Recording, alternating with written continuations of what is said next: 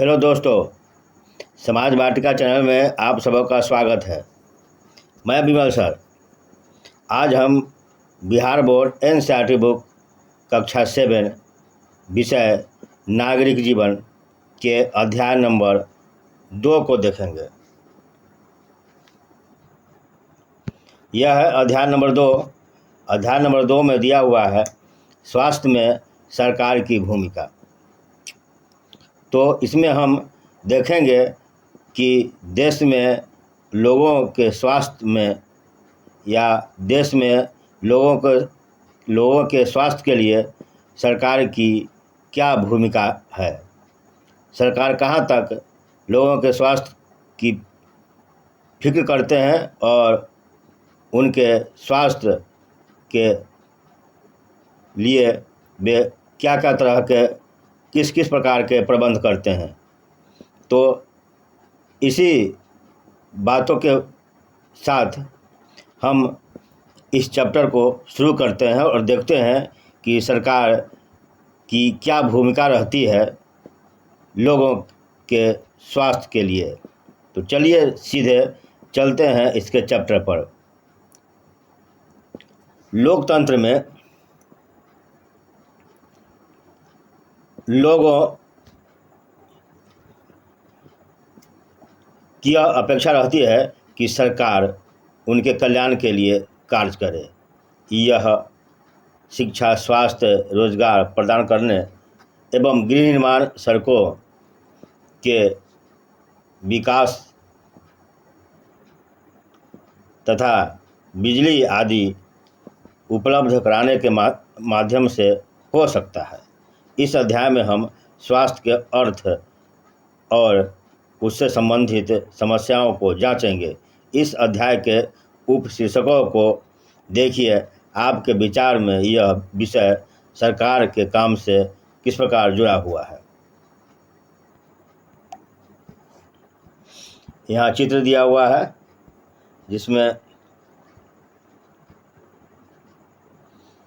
स्वास्थ्य से संबंधित बातें प्रतीत होती है। आगे इसमें है कि स्वास्थ्य क्या है। अब हम इसमें पढ़ेंगे कि स्वास्थ्य किसे कहते हैं, स्वास्थ्य की क्या परिभाषा हो सकती है। तो इन्हीं सब के बारे में इस चैप्टर में हम देखेंगे।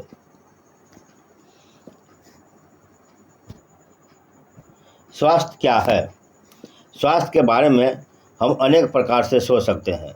स्वास्थ्य का अर्थ हमारा बीमारियों और चोट आदि से मुक्त रहना। लेकिन स्वास्थ्य केवल बीमारियों से संबंधित नहीं है। आपने उपयुक्त क्लॉज में से केवल कुछ स्थितियों को ही स्वास्थ्य से जुड़कर देखा होगा। प्रायः हम ध्यान नहीं देते हैं कि उपर्युक्त हर स्थिति का संबंध स्वास्थ्य से है। बीमारी के अलावा हमारे लिए उन कारणों पर भी विचार करना आवश्यक है जो स्वास्थ्य पर प्रभाव डालते हैं। उदाहरण के लिए यदि लोगों को पीने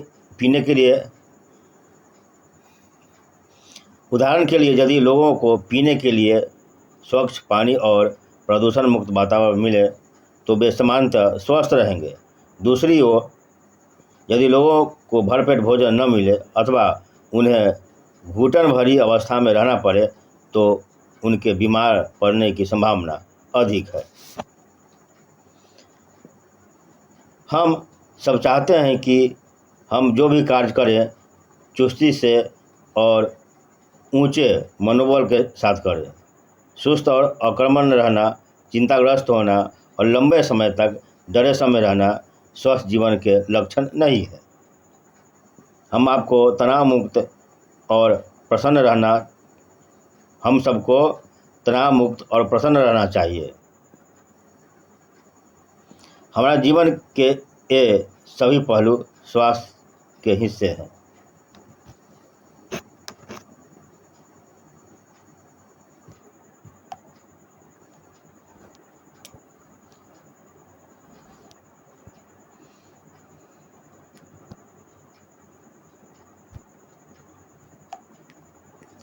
अब है भारत में स्वास्थ्य सेवाएं। आइए भारत में स्वास्थ्य सेवाओं के कुछ पहलुओं का परीक्षण करें।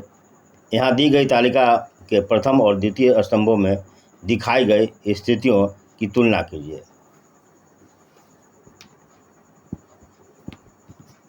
क्या आप इन स्तंभों को कोई शीर्षक दे सकते हैं? आगे दिया हुआ इसमें कि 2 कॉलम है, इन दोनों कॉलमों को हमको पढ़ना है, इन दोनों स्तंभों को पढ़ना है और हमें इससे जानकारी प्राप्त करना है कि भारत में स्वास्थ्य तथा उससे संबंधित क्या स्थिति है। पहला इसमें दिया हुआ है, संसार भर में भारत में सर्वाधिक चिकित्सा महाविद्यालय है और यहाँ सबसे अधिक डॉक्टर तैयार किए जाते हैं। लगभग हर वर्ष 3000 से अधिक नए डॉक्टर योग्यता प्राप्त करते हैं। इधर भारत के अधिकांश डॉक्टर शहरी क्षेत्रों में बसते हैं। ग्रामीण वासियों को डॉक्टर तक पहुंचने के लिए लंबी दूरी तक तय करनी पड़ती है। ग्रामीण क्षेत्रों में जनसंख्या के मुकाबले डॉक्टरों की संख्या काफ़ी कम है। दूसरा में पिछले वर्षों में स्वास्थ्य सेवाओं की सुविधा में काफ़ी वृद्धि हुई है। सन 1950 में भारत में केवल 2717 अस्पताल थे और 1991 में 11174 अस्पताल थे और सन 2017 में यह संख्या बढ़कर 23,583 हो गई। इधर में भारत में करीब 5 लाख लोग प्रति वर्ष तपेदिक यानी टीबी से मर जाते हैं। स्वतंत्रता प्राप्ति से अब तक इस संख्या में कोई परिवर्तन नहीं हुआ है। हर वर्ष मलेरिया के लगभग 20 लाख मामलों की रिपोर्ट होती है। यह संख्या कम नहीं हो रही है।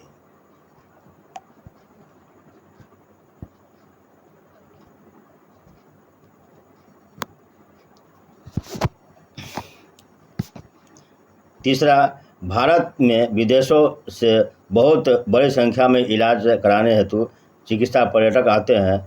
वे उपचार के लिए भारत के कुछ ऐसे अस्पतालों में आते हैं जिनकी तुलना संसार के सर्वश्रेष्ठ अस्पतालों में की जाती है।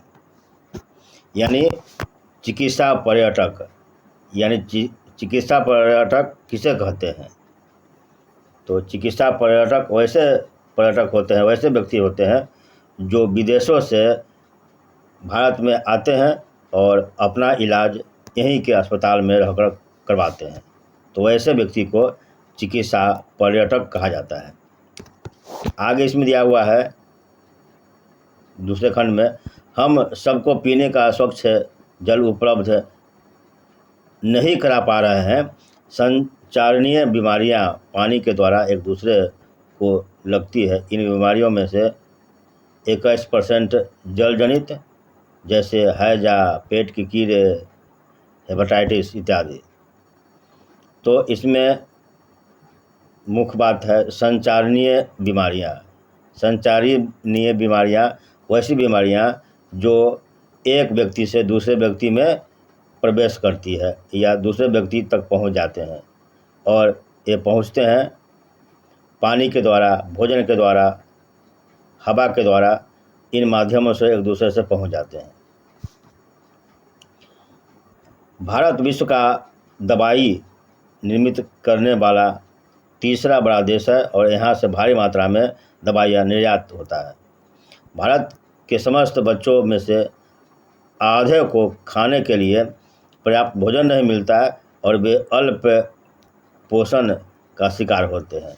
यानी अल्प पोषण क्या होता है?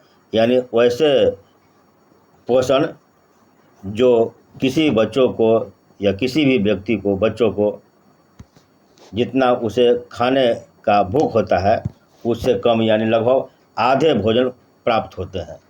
यानी वैसे बच्चे जो आधे भोजन खाकर रहते हैं उन्हें, यानी या वैसे जो भोजन प्रक्रिया है उसको कहते हैं अल्प पोषण। बीमारियों से बचाव और उनके उपचार के लिए हमें उचित स्वास्थ्य सेवाएं चाहिए, जैसे स्वास्थ्य केंद्र, अस्पताल, परीक्षणों के लिए प्रयोगशालाएं, एम्बुलेंस की सुविधा, ब्लड बैंक आदि, जो मरीजों को आवश्यक सेवा और देखभाल उपलब्ध करा सके। ऐसी सुविधाओं की व्यवस्था को चलाने के लिए हमें स्वास्थ्य सेवकों, नर्सों, योग डॉक्टरों और अन्य विशेषज्ञों की ज़रूरत है, जो परामर्श दे सके, रोग की पहचान कर सके और इलाज कर सके। मरीजों के इलाज के लिए हमें आवश्यक दवाइयाँ और वह उपकरण भी चाहिए। जब हम बीमार होते हैं तो अपने इलाज के लिए हमें इन सुविधाओं की ज़रूरत पड़ती है। भारत में प्रायः कहा जाता है कि हम सबको स्वास्थ्य सेवाएं प्रदान करने में असमर्थ हैं, क्योंकि सरकार के पास इसके लिए पर्याप्त धन और सुविधाएं नहीं है। ऊपर दिए गए बाएं हाथ के स्तंभ को पढ़ने के बाद क्या आप इसे सही मानते हैं, इसके लिए चर्चा करना है। यानी इसके लिए आपको गोष्ठी बनाना है और चर्चा करना है इसके बारे में।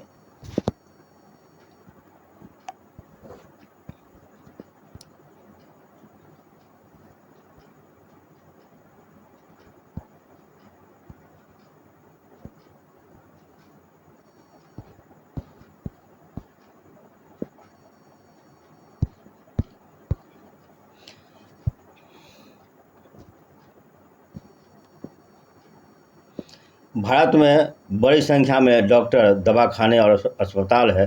देश में सार्वजनिक स्वास्थ्य सेवाओं को चलाने का पर्याप्त अनुभव और ज्ञान भी उपलब्ध है।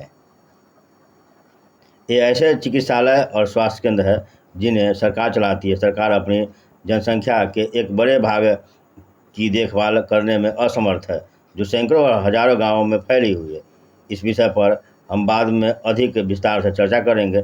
साथ ही चिकित्सा विज्ञान में बहुत असाधारण प्रगति हुई है, जिसके चलते देश में इलाज की नई तकनीकें और विधियां उपलब्ध है। साथ ही चिकित्सा विज्ञान में बहुत असाधारण प्रगति हुई है, यानी अत्यधिक प्रगति हुई है, जिसके चलते देश में इलाज की नई तकनीकें और विधियां उपलब्ध है। चलिए आगे। फिर भी दूसरा स्तंभ दिखता है कि हमारे देश में स्वास्थ्य की स्थिति कितनी खराब है। उपर्युक्त सकारात्मक विकास के बाद भी हम जनता को उचित स्वास्थ्य सेवाएं देने में असमर्थ है। यह विरोधाभास स्थिति है जो हमारी अपेक्षाओं के विपरीत है। हमारे देश के पास पैसा है, ज्ञान है और अनुभव व्यक्ति है, फिर भी हम सबको आवश्यक स्वास्थ्य सेवाएं देने में असमर्थ हैं। हम इस अध्याय में इसके कुछ कारणों को जानेंगे।